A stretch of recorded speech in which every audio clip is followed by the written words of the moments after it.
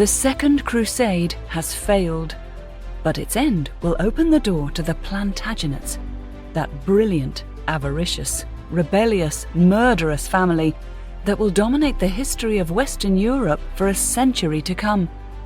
Here's their story, so riveting that we still are fascinated by it 900 years later.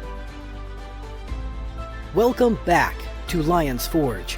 My name is Beckett, and I want to tell you a story. An epic, true story of 5 kings and the Lion Queen. Season 2, Episode 12. Life does not remain the same. We think of time so long past as unchangingly gray, generation after generation. But it's not true. Life in the 12th century was changing, from castles to carrots. For centuries, castles had been valued solely in terms of their dominating power. But people now were beginning to boast of familial strongholds for their beauty as well as their brawny force. Things like indoor water pumped through wooden pipes, wavery but clear window glass, and refined marble floors were increasingly available to and desired by the wealthy. There were manicured landscapes of artificial pools, orchards, specimen trees, ornamental pavilions, grazing deer, and pet swans. Chronicler Gerald of Wales preened openly when he called his family's castle the most beautiful in Wales, and wrote approvingly of the Bishop of Lincoln's palace as elegantly surrounded by woods and ponds. As for carrots, they were an admired sensation on wealthy tables, prized for their sweet flavor, so different from the dully monotonous winter supply of ordinary root vegetables, and for their lovely purple color, so different from our own belief that carrots are, by definition, orange. Eleanor's court, like so many other legends about the lady, was long rumored to be even more enticing than its rivals, because it was supposedly, and perhaps enviously, purported to be a court of love, where beautiful, laughing women decided which supplicant knight deserved a lady's favor, sometimes sexual, sometimes not. Alas, like so many legends associated with Eleanor, it's probably not true. But it is true that men and women living in her world were beginning to reconsider what embodied desirable behavior. Was it still enough just to swing a big heavy sword? Or were there, perhaps, other better, more enjoyable ways to live? We can make out at least some shadows of Eleanor's involvement in this new thinking.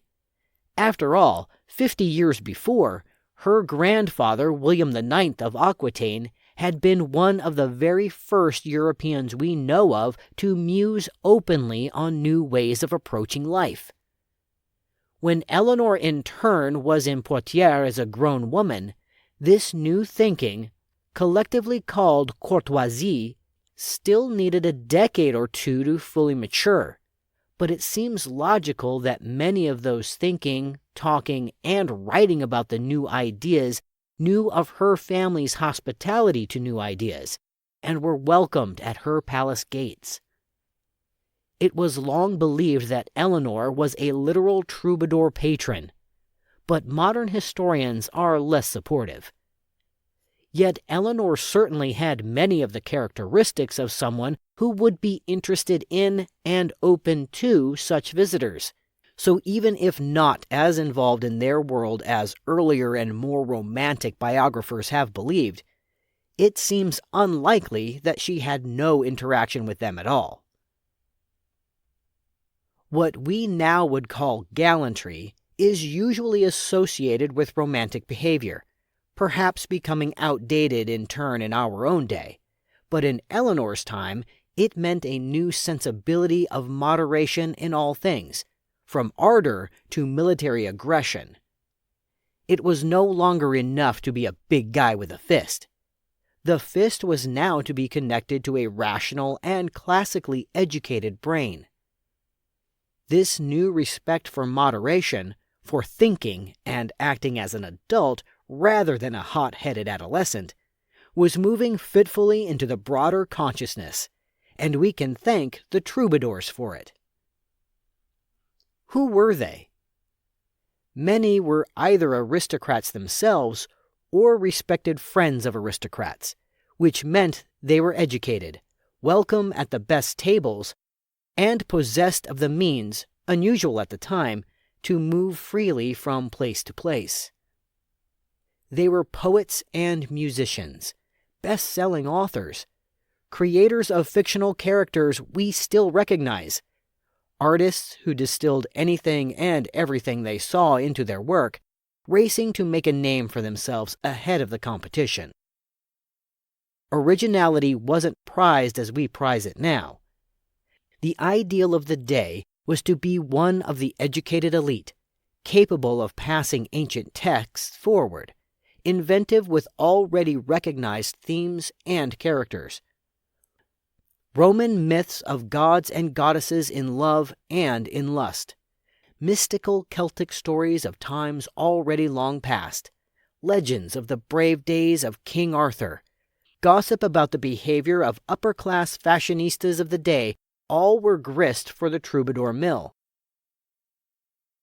People so preoccupied with war as our medieval friends were naturally enthusiastic about battle epics, those proud retellings of heroic deeds. But new thinking began to steer the violent old stories in new directions. How characters thought and spoke gradually became more important than raw action. Women joined the cast, vehicles to express love and longing. Some troubadours played to the eternal human belief in a lost golden era, back when elegance, civility, wisdom, and care for the common people were the happy norm, unlike the degraded standards now sadly all too common. One poet of the time wrote wistfully, "Where are the gracious welcomes of those days?" causing one to soberly consider what 10th century hospitality must have been like. Sexual intrigue was always irresistible. Lovers were constantly forced to part at dawn's light after a marvelous night in each other's arms, because spouses would, sadly, turn up any minute. Traveling everywhere, observing the best and worst of the upper class, the troubadours were the society reporters of their day. Observant, clever, impudent, they fed on the curiosity and rivalry among male aristocrats. Their witty assessments of various courts came to define what society newly aspired to be, where the virtues of hospitality, generosity, and affability were seen as marks of status and cultivated taste. But the troubadours weren't mere reporters. They were the culture's novelists and screenwriters, capable of spinning Bible stories, folk tales, Aesop's fables, lives of the saints, Greek myths, and real history into something vibrantly new. They developed fictional characters still quite recognizable almost 1,000 years later. King Arthur, a relatively minor historical figure in reality, is probably the most famous troubadour invention. Another is the wizard Merlin, who had first seen the light of day generations before Eleanor's era as an evil Welsh fairy. Troubadours were also quite keen on women, whom they viewed as the source of whatever beauty, refinement, grace, and enjoyable conversation were to be found at what one described with scorn as the boring and vulgar courts overrun by men.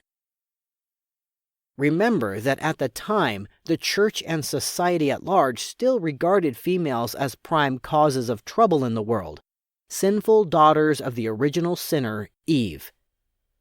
Conventional thinking had it that women were silly, lazy, vain, weak, and obsessed with sex. A frequent character in popular medieval stories is the female bawd, most famously the peasant woman who, given her choice of wishes, opted to have her husband equipped with extra pricks all over his body. The Greek and Roman classics so admired by our refined upper-class medieval friends weren't all that much better, treating women as silly little creatures, pliable as tissue. Beloved Ovid, widely read, viewed females as mere objects of ready seduction by some dominant male. However, Eleanor and her peers were beginning to scoff at Ovid's thinking. They were every bit as likely to seduce as to be seduced, an idea readily associated with Eleanor herself. The wildly popular story in Eleanor's day of the doomed, passionate, adulterous lovers Tristan and Isolde presented Tristan as the era's beau ideal of masculinity.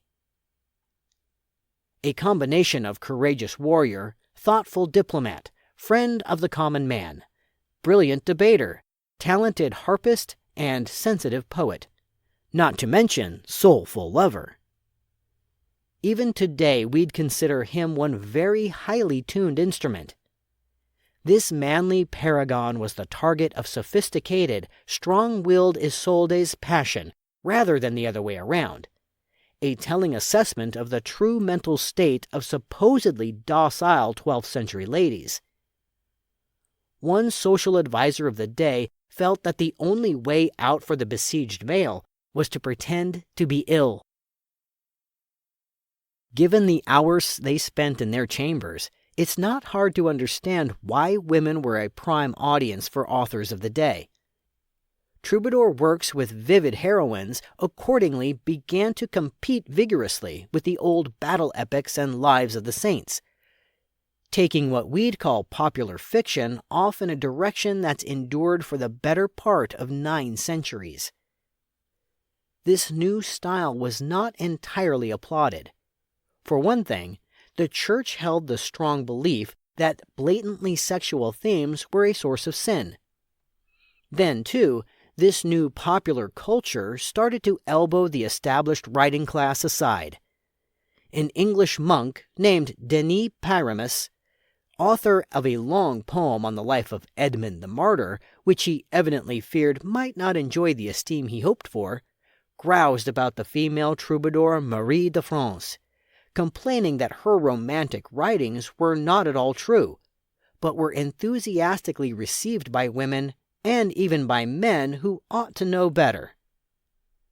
The chronicler Peter of Blois was annoyed that people could sit dry-eyed through the retelling of the crucifixion at Mass, but went home to weep buckets over the tragic romance of Arthur and Guinevere. As for the male Plantagenets, they were genuinely taken with legendary King Arthur. In real life, the king of the mythical Round Table seems to have been a Celtic battle chieftain back in the 6th century, successful for a remarkably long time in fending off barbarians. One historian of our day describes him as a mighty English warrior king who won 12 terrible battles against Saxon invaders up until the day one finally killed him. Despite his sad ending, Arthur has had genuine staying power, becoming entwined over generations with other folk stories of long-dead heroes and their great deeds. In Henry's time, an aristocratic churchman named Geoffrey de Monmouth wrote one of the age's best sellers, the Historia Regum Britanniae, which recast a number of old legends, including Arthur, to populate his stories of Britain's earliest days. According to inventive Geoffrey, Arthur conquered not just the Saxons looting his native Wessex, but also knocked out the Picts, the Scots, and the inhabitants of France, Scandinavia, and Iceland before marrying Guinevere, not just a beauty, but a direct descendant of ancient Roman nobility. This burnished image was taken up another notch when another eager author, known to us simply as Wace, adapted Monmouth's story into a very long French poem called the Roman de Bru. Here Arthur, already a brilliant fighting man and legendary lover, is raised to the level of thoughtful, measured king. One who met with his men around a democratically round table and resisted war unless it was the only possible way to bring peace to his grateful people. Even better, it was widely thought, or perhaps more accurately hoped, that Arthur would eventually return to bring his enlightened sensibility back to an anxiously awaiting world. Little surprise that Henry, and then his son Richard Lionheart, not enthusiastic about rivals, even those returning from the dead, were intent on proving that Arthur in fact was quite deceased, launching a well-publicized search for the ancient grave, a royal obsession that went on for years. When it was jubilantly announced to have been found at last, it just happened to lie near Glastonbury Abbey, well known as a Plantagenet benefice, suddenly able to tout a stellar pilgrimage attraction. The grave, remarkably untouched by time or weather despite centuries of both, was said to contain a tall, broad-shouldered male and a stately woman still attached to a full head of golden hair. These evidently regal corpses were accompanied by a metal plate helpfully inscribed, "Here lies King Arthur, buried with Guinevere." No surprise that archaeologist Max Adam describes this wondrous discovery as a deliberate forgery, concocted by Glastonbury monks in a bid to recover their prestige and economic fortunes after a disastrous fire at the abbey. We don't know how much influence wealthy, famous Eleanor had on all of this, since cautious scholars of our day are far less willing than their predecessors to give her credit. Many works once linked to her are now thought doubtful, although we can clearly see her in some stories of the day. Take The Jealous King, Outspoken Queen, Rival Lover and Travels to Constantinople and Jerusalem presented, author's tongue firmly in cheek, as The Pilgrimage of Charlemagne.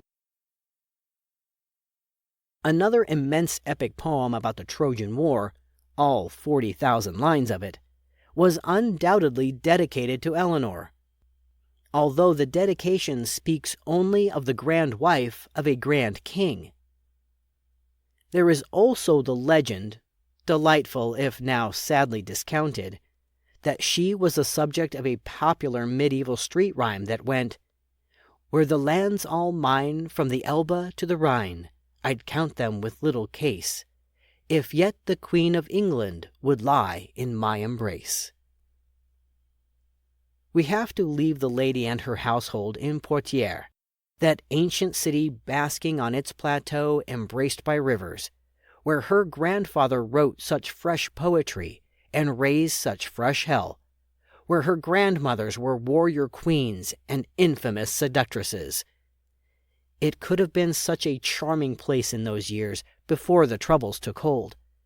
She has her household, her vassals, her ministers, emissaries from other courts, visiting churchmen, friends.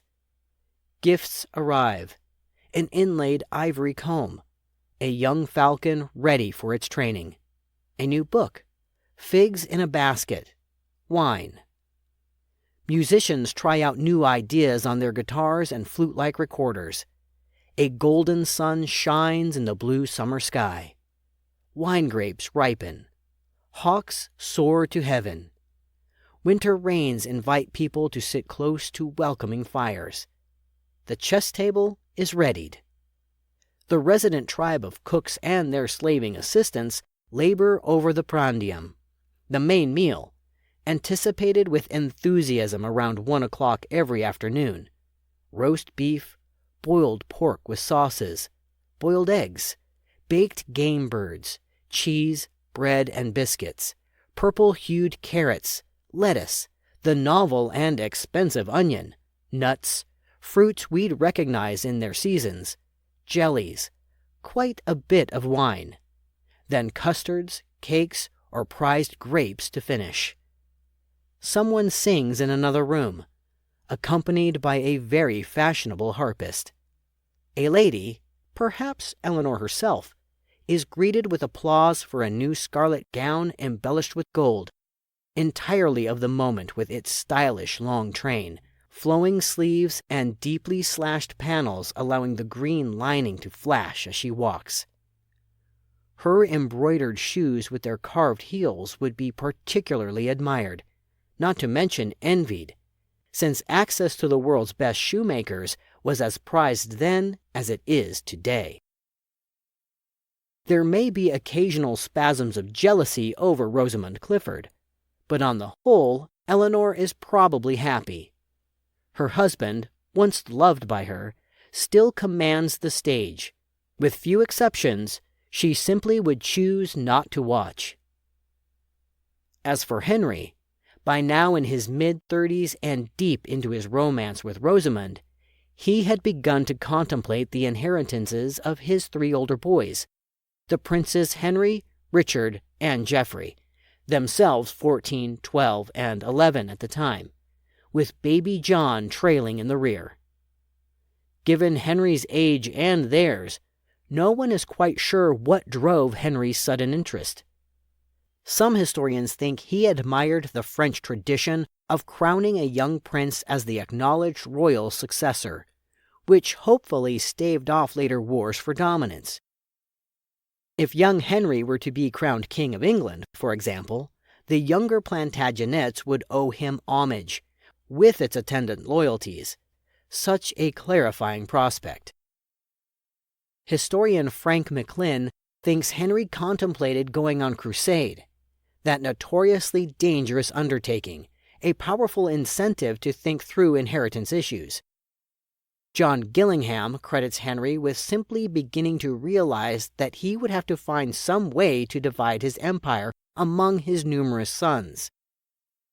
Matthew Strickland is of the opinion that Henry had vivid memories of what happened to his predecessor, Stephen of Blois, when Stephen failed to set a crown on his son Eustace's head in time, a mistake which deprived the House of Blois-Champagne of the English throne. Given his 4 living legitimate sons, working things out to please all parties would seem tricky, even with all of Henry's intelligence and cunning. As Abraham Lincoln once famously remarked about the apparently infinite number of job seekers hounding him for a finite number of jobs, there are too many pigs for the tits. This was an era when any noble family's collective interest trumped the individuals in it. Younger brothers routinely, if grudgingly, and not always reliably, accepted their second-string destinies to keep family wealth concentrated in the hands of the oldest son. Yet, there was a competing custom, well known among the Normans, that younger sons were supposed to get something from their father, even if the bulk of the family's fortune went to the oldest. Henry certainly possessed enough to settle each of his boys. Henry's own personal inheritance of England with its royal title, plus his lands of Normandy, Anjou, and Maine, would go to his eldest, Prince Henry. Eleanor's Aquitaine, her own inheritance, was for her favorite, Richard, while Brittany could be Geoffrey's, a promise sealed by his engagement to 7-year-old Constance, blood heiress to the duchy.